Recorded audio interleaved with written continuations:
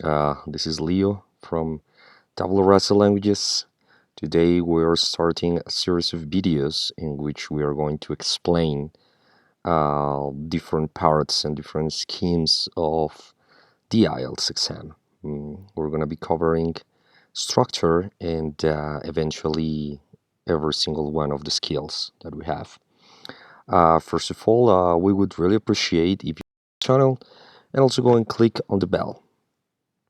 That's going to be very important for you to get the notifications of new videos.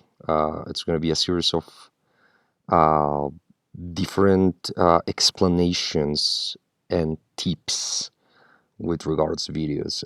Eventually, we're going to show you how to access to the extra material and also how to access to other things like corrections and live sessions, conversation clubs, and other stuff.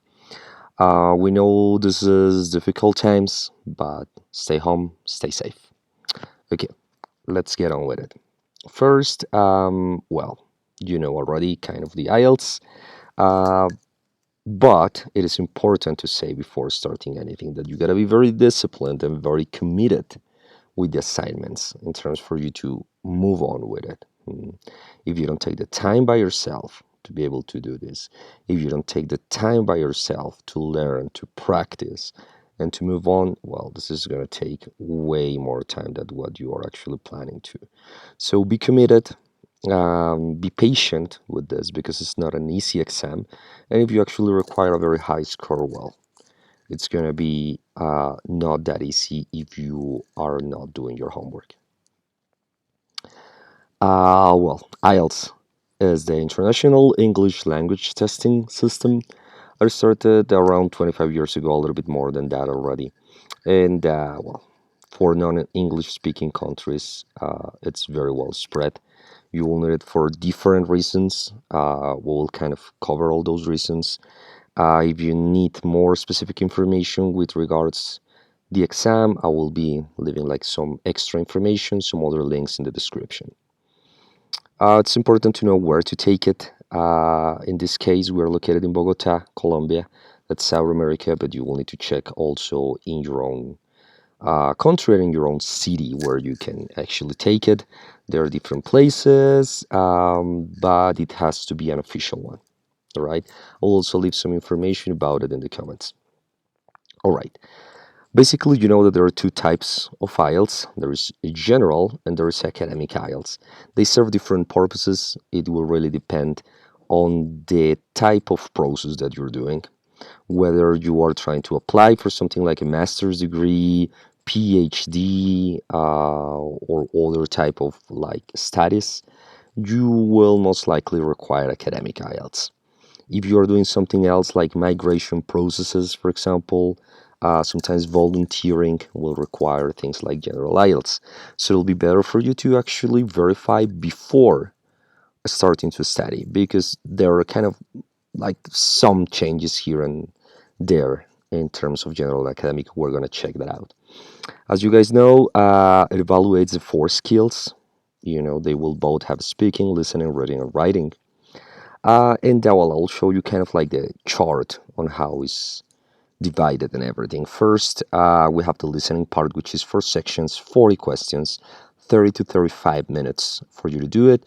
It can vary a little bit because it will depend on the listening. You will not be able to listen to it 2 times, so you will be listening to it just once.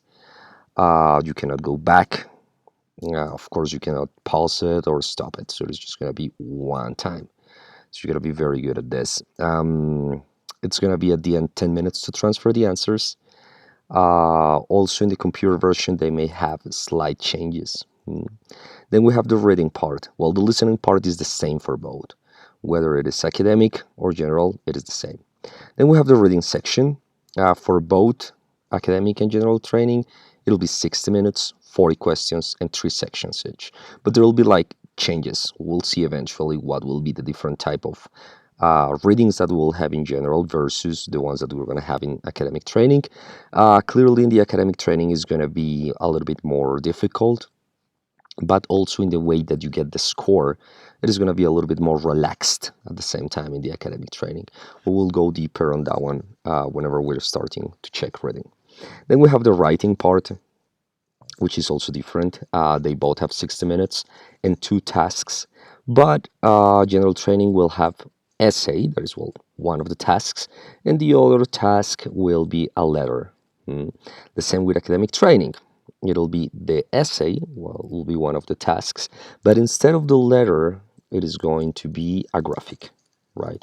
It could be like pie charts, graph bars, line graphs, etc. We'll see it deeper whenever we get to the writing part.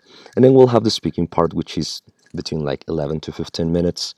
This one is going to be the same. So listening and speaking are going to be the same in both. That's pretty much it with regards to that. Well, before you actually start your tutorial sessions, I'll show you a little bit kind of what will be kind of like the program in general terms. That'll be for 10 classes, but depending on your level, it may take way longer than this. But I think for me, this is kind of the minimum. First, we will do introductions, writing section, listening, reading. So this part is going to be the introduction. Then we will check the writing, listening, reading, and speaking. Then we will check one first simulation where we will need to verify what's your level. That will take us to practice your weaknesses and your strengths, mm, like the things that you are very strong in, right? Then we'll have a second simulation, final practice, and the final feedback. So I was telling you, well, this could be modified, taking into account whatever you need. And also something very important that we're going to check today are going to be the scores, right? We have from 1.0 till 9.0. And this has 1, 1.5, 2, 2.5, 3, 3.5, and so on until you get to the 9.0.